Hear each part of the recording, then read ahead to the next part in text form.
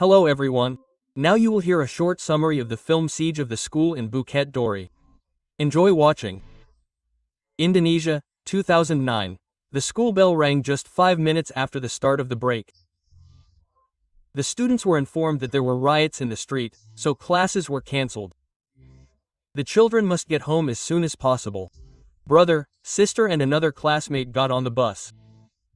The indigenous people blame the Indonesians of Chinese descent for the economic decline and the rise in crime. There are Chinese there, get out, pigs, get out. The bus was surrounded by a frenzied crowd. Armed men burst into the cabin and dragged Edwin and his sister out. Sylvie likes a punk, and the boy tried to protect her. Well, are you Chinese too? No, sir. Then why are you protecting them? The schoolboy's hand was cut and he was driven away. Then Edwin rushed to help his sister, but he was knocked out with a blow to the head. When the boy woke up, his sister was no longer there. Edwin smeared his face with soot so that the natives would not recognize him as a Chinese, and ran home. But his house had already been burned down along with his parents. 18 years have passed since that day. In 2027, hatred of the Chinese has not died down. Only a small part of the population advocates for equality. Growing up, Edwin hides his face under a cap. He is trying to work as a teacher. True, over the past 2 years, he had to change as many as 5 schools. He was accepted to an educational institution for difficult teenagers only because the other teachers had already fled from there. These students are unruly, and a teacher of Chinese origin will have doubly difficult time handling them. Good morning. I am your new homeroom teacher. Take your seats. Why are you throwing bags around here? My name is Edwin. Tell us your real name. I'm sure you are Tianjuno or something like that. The main bully Jeffrey called the teacher a clown, but Edwin quickly put Ham in his place. The man is going to teach art. Edwin claimed that some weakling had thrown the piece of debris at him. During recess, the teacher Diana met the man. How was your first day? Not too bad, no one died. The bullies like to hunt the Chinese after school. They caught one on the road, smashed his car, and beat and humiliated the poor guy for a long time. In the evening, Edwin went to have a drink at a Chinese bar and exchanged glances with a cheerful barmaid.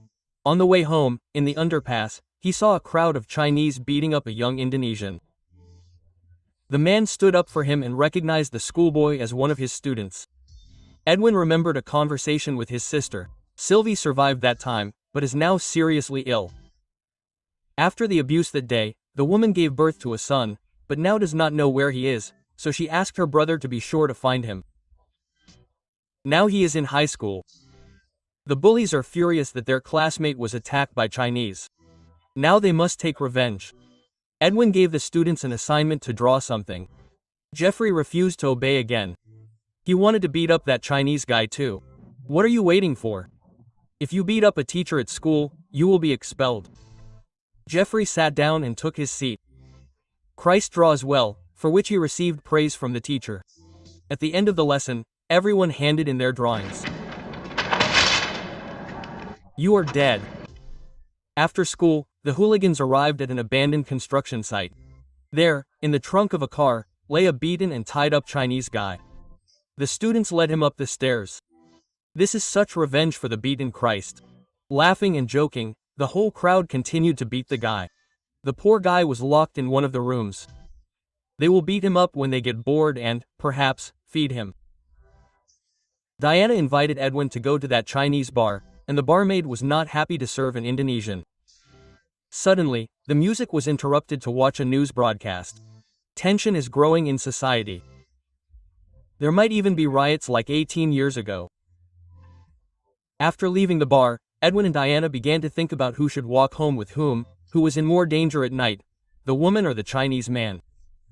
It turned out to be the Chinese man, because Edwin was suddenly attacked by a masked assailant.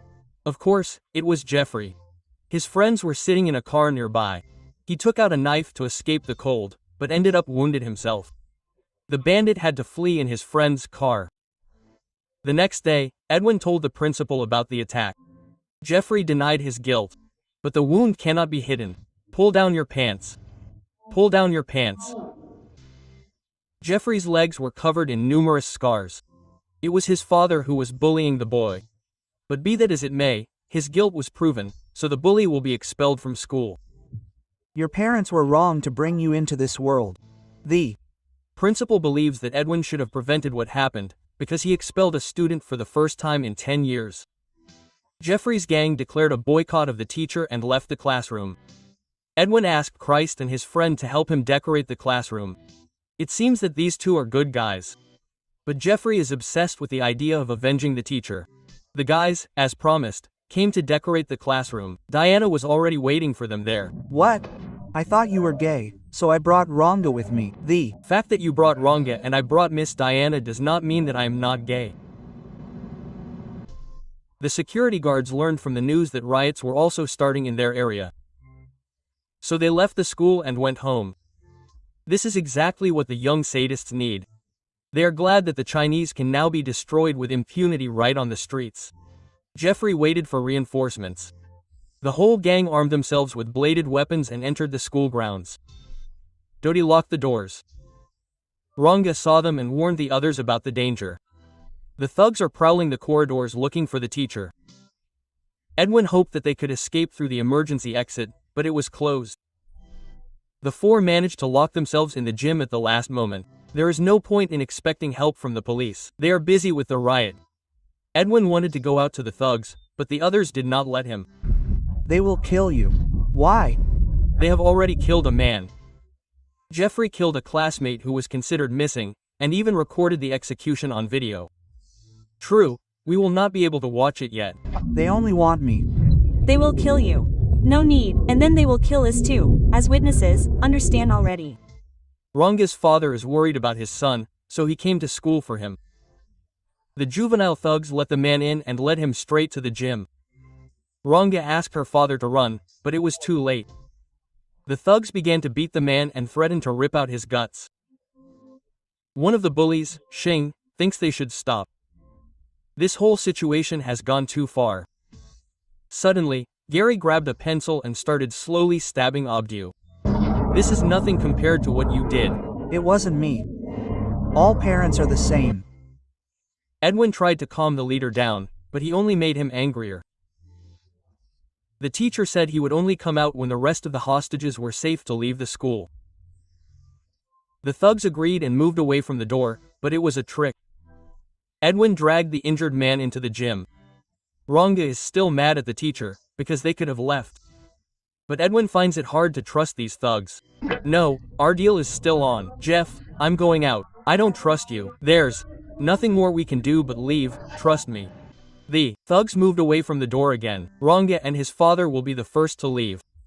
Edwin asked the guy to open the gym door from the parking lot. Those two were indeed untouched. Jeffrey tried to run to the gym, but Edwin locked the door again. 15 minutes passed. Rhonda still hadn't opened the door. Rhonda and his father didn't come out. What makes you think that? They've been gone for a long time? No, they're still here. That's right. Rhonda and his father were taken hostage again. Jeffrey ordered Ryan to bring a can of gasoline here. The police drove up to the school and saw the teenager draining the gasoline from the car.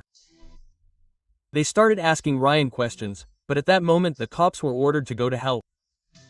Abdu was forced to his knees. If Edwin didn't come out into the hallway in 5 seconds, Jeffrey would burn Rhonda's father alive. The scumbag counted to 5 and carried out his threat. The man burned to death in front of his son and the shocked company. Rhonda got to his feet and ran for the exit. But the door was still locked. 2 people with vices went after him. The kid fought back and Harry ripped his stomach open with a vice. He was our friend. Should we have let him go? You wanted him to rat us out as a cop? Yeah. Sin started crying. Jeffrey realizes he's the weak link in their gang. Maybe he'll want to rat them out as a cop too. We'll kill everyone there and then throw their bodies in the burning building. No one will know who killed them. Edwin confessed to Diana that he never wanted to be a teacher. It turns out his sister died 2 years ago. He only started working in schools to find her lost son. Today I brought Christ here to find out. Find out what? I think he is her son. Edwin noticed a ray of light on the floor. The teachers crawled through the hill into the abandoned toilet. Edwin climbed into the ventilation shaft and crawled forward somewhere. At the same time, Sin said he wanted to go to the toilet. Jeff and Gary followed him, looking menacing. Edwin got out in the men's room. Just as Sin walked in, the man hid in one of the stalls. Sin sat down on the toilet to think about what to do next. But suddenly Jeffrey burst in and hacked his friend into pieces with a machete. "Why did you kill him?" "I thought you wanted to take a piss." The others tensed up when Sinny returned. They realized that they were also seriously screwed and their lives were hanging by a thread. Edwin reached the security post and found the key to the emergency exit. Jeffrey began to break into the gym again and demand that the teacher answer him. One of the thugs suggested breaking down the door with a torch from the chemistry room. It actually worked. But when the gang got into the gym, no one was there. Diana and Christos also escaped through the ventilation shaft. The leader ordered the sixes to split up to find them. The fugitives had to hide in the biology room. Two friends discuss whether Sin deserved to die. Sim deserved it. He was a nerd, a coward, but that doesn't mean he deserved to die at the hands of his own friend. Edwin gave the key to Diana and told them to run when he distracted the students. Two boys noticed him in the hallway. The teacher suggested that they come to their senses, but they didn't listen and attacked the man. Edwin had to stick a huge bone into one of them's stomach. The enraged friend attacked Edwin and tried to strangle him. Then the man grabbed a blowtorch and burned his face. -2 thugs. Two more students are thinking about how to get out of here as soon as possible, and not how to find Edwin. The teacher ran into Gary and also tried to console him, but Potlety rushed at the man, and he threw the boy over himself. Drop and grab. Pig. Meanwhile, Diana told Christ that Edwin considered him his nephew. But the guy said that it was impossible. After waiting a little, they went down the emergency stairs. Edwin finally came across the main one. There was no point in talking to him either. The enemies flew into the toilet at full speed. Jeffrey hit the teacher with a barrel lid and smashed his head with a urinal. The crazy schoolboy tries to kill Edwin in various ways, but the man resists fiercely. They moved back to the corridor. Edwin twisted the scumbag, but the others came running to his screams. Edwin suggested that they just leave. Unlike Jeffrey, the guys still had a future. All three of them threw away their weapons in turn and ran away. Jeffrey got even angrier and managed to get to his feet.